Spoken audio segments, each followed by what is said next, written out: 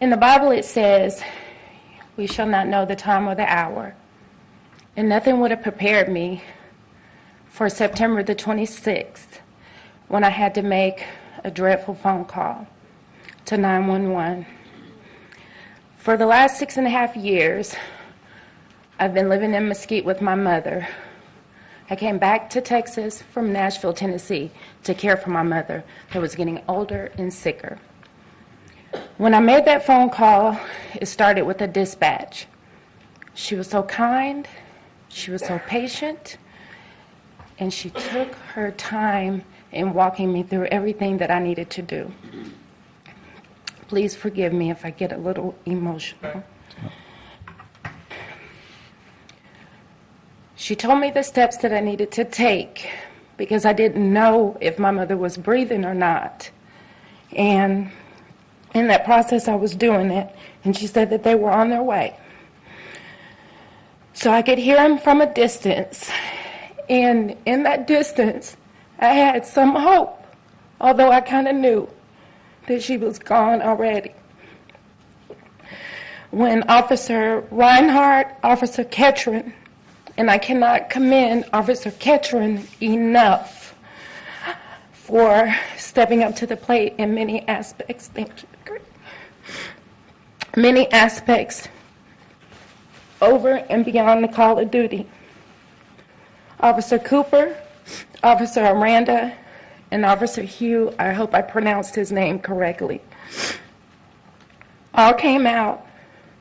Some of their shifts changed in the process at 5:47 a.m. They stayed with me. They didn't leave me.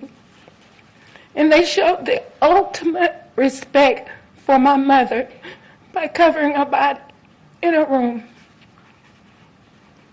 I didn't know if I was going to come in that morning. Kenneth Holt, Jeffrey Dillon, Michael Potter, the EMT driver, Melvin Tucker, and Lieutenant Kenneth Crawford. They were all amazing, and I cannot thank them enough. In each individual departments, I can't thank enough for assisting me that morning. Without their help, I wouldn't have made it. It would have been 2 bodies there. And unfortunately, I'd be remiss not to thank the people that have helped me over the years, both financially and gave me direction.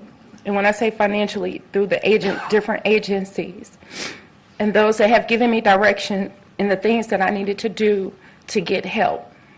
You make a decision to buy medication, you make a decision to pay the light bill, water bill, and other things that have to be taken care of in order to keep our seniors and our disabled alive. I want to thank Teresa Jackson, and unfortunately I think she stepped out, but I cannot thank her enough. I cannot thank Mesquite Social Services enough. Ultimately, the most important person outside of the people that I named, I have to thank you, Greg, for hanging in there with me for 6.5 years, getting on your nerve, working your nerve. Who can I call? What can I do? He never gave up on me. I'll just say this. I know I was only supposed to take 3 minutes, but I always say this. You never know where God is going to place you from day to day. I came out of state politics in Tennessee, worked there for 13 years. I got calls for people that needed help with their water bill. I was the legislative director for the Black Caucus. What could I do? But I never hung up on them. I never told them I would forward their information on. I always took their call, and I always got the information that they needed and made sure that the proper people got in contact with them. Whatever they were calling about, their benefits, their water bill, getting evicted, it didn't matter. I helped. And little did I know I would be in the same position one day and needing help. And no one has turned their back on me in the city of Mesquite. And I'm very, very grateful for that. And grateful for you. Thank you guys for your time. Thank you.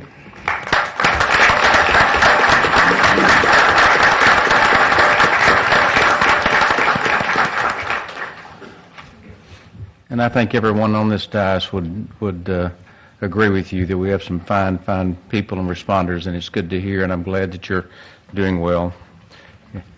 Thank you so much for sharing that with us tonight.